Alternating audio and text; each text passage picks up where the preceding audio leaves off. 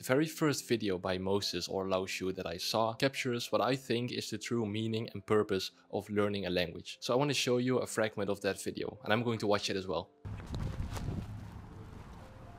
Quiero practicar mi chino. Mi chino con él. Oh, he's oh, he got厉害厉害对。你会说中国话？我会啊，那不错。你会说中国话？我会。一定要交個朋友啊！哎呀，你識啲？我住呢度。Oh, Dublin.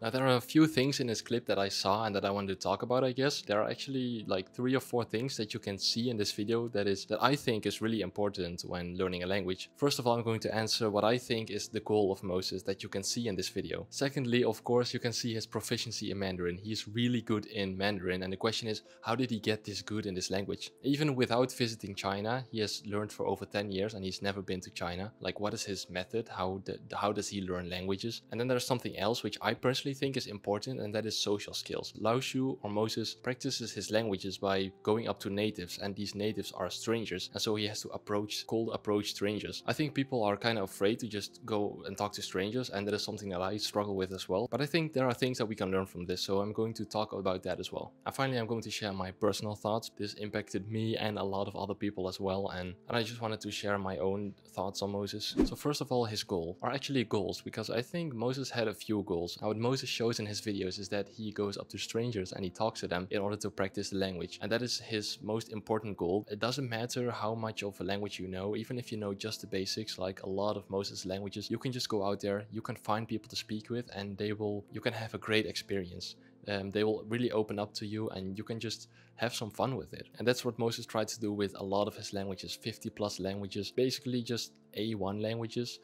He knows a couple of phrases, he knows how to say hello, I'm learning this language, and people just love that. The main goal is to just have fun with the language and have some fun experiences and talking to people. His goal is always to talk with native speakers and to use the language. And he does not go to the country. Mandarin is his best language and he has never been to China. Moses is so determined he would go to another city. So whenever he tries to learn a new language, a language that might not be as common, then he will just go online and he will find a shop or like a community or a place where he can find native speakers to practice with, and he would go all the way there just to practice that language. And if he finds other people, then he would go and do those languages as well. And that's also what he's trying to show. You don't have to be great at a language. Now, the way he practices is he learns the basics, and actually at first it's really just the basics, not a lot of intermediate stuff. And then he goes out onto the battlefield, as he likes to call it, to practice with strangers. And his goal whenever he's on the battlefield is to level up. And this is a term that I thought was kind of confusing. When I first watched this video, I thought, wait, what does this title even mean? It says level up in brackets. But so basically leveling up, as he explains it, means going onto the battlefield, talking to people and getting XP, experience points, XP. Every time I get into an encounter, that counts as experience. In language learning, the more points you get, the more confident. Now, I think another goal of his is to show people on YouTube, the people that are watching his videos, that you don't need a lot of language knowledge in order to have a simple conversation. You can know a couple of phrases and just use them on native speakers and then have conversation. Like, he doesn't even want to reach C2 in every single language. And there are a lot of people on the internet who actually think that Moses is not really good at languages, all he does is memorize, and I kind of agree with that. He does memorize a lot of standard phrases, like beginner phrases. I don't think this is really a problem because, like I said, his goal is to communicate with people and to have a fun experience, to level up and to just have a conversation with the natives. So how does he do it? How does he learn language? Well, when we look at his Mandarin is really good. I know that he had a Taiwanese wife, I think, so he had a lot of input. But despite that, he actually thinks speaking from the start is the way to go. And his method is basically you learn these phrases, you memorize the phrases, questions and answers that people often ask you, and then you go on the battlefield and then you use them. And so now you can actually use the language right from the start, which is funny because lately I've been into this whole input only and speak after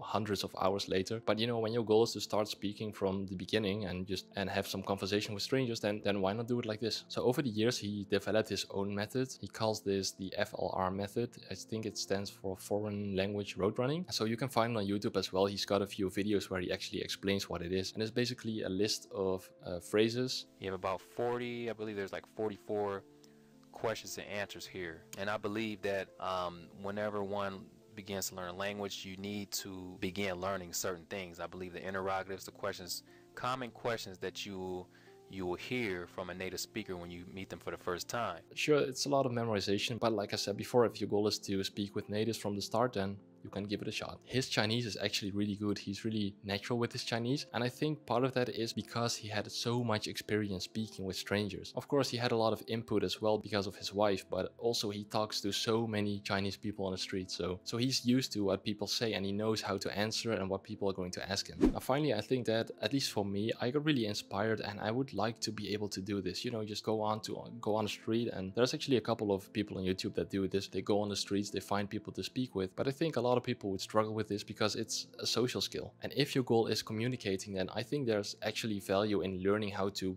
cold approach people. I'm able to initiate conversations way better than I used to be.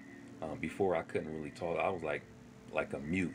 You'll think I was a mute because I wouldn't really talk to anybody, and it was really difficult for me to start conversations. And the way Moses does this is by going up to people and asking them a random question like, hey, do you know where the mall is? Have you seen a supermarket around here? That's a nice name, Ozzy. Your name is Ozzy? Yes, it's my nickname actually. What's your real name? It's Azada. That sounds Persian. Is that Persian? It is. شما زبان فارسی حرف میزنی. Yes, I do. What time is mall closing? 9. Close at 9? Sorry? Your necklace? What kind of necklace is that? I don't know what's it made of. It's from where? Accent. Lava. You from Korea? No. Chinese. 你要听见哪里？你从哪里来的？真的？你从哪里来的？青岛. Oh, 青岛. And then he gets the conversation started. I think this is a really valuable skill to learn, and I would like to, you know, experience with this as well. And I feel like, especially in this generation, at least my generation, struggle a lot with social skills and being shy. I mean, I'm shy as well. So maybe I could make videos about that, or maybe go out there and try it for myself, although that would be kind of scary, not gonna lie. Let me know if you want to see that, because I think it's worth doing it for YouTube and to improve my own skills. Now, unfortunately though, Moses passed away at 40, I think. And when this happened, I was shocked. I wouldn't say he's shy, but he's open-minded and he is really open to listening to other people, and I could really see myself in him, and I think a lot of people as well. And what I think is incredibly surprising is that there's actually a video on YouTube where Marcel, you know, one of his friends, he made a video on YouTube where he's basically visiting Moses, his grave. For some reason that video has barely been seen by anyone, which I think is kind of surprising. Actually, I commented on that video as well. I felt like I wanted to go there and maybe visit Moses, I guess. I've been watching him for a long time. It has always been through a screen, you know, and I feel like if I go there or maybe visit him, I could somehow feel more connected. I don't know, probably like a lot of other people, I want to do at least something. And the obvious thing, and what I told myself before, is I want to learn how to speak Mandarin. I actually know a little bit of Mandarin. I want to just be able to go on the streets, find someone who speaks Mandarin and have a fun conversation with them. And fortunately for me, I live in an area where there's a lot of Mandarin speakers. I want to just go on the battlefield and level up my Chinese as well. Currently, I'm all over the place with my languages. Right now, I'm trying to learn Thai with a completely different method, so I'm going to focus on that first. And if you're interested in that, then you can actually check out this video.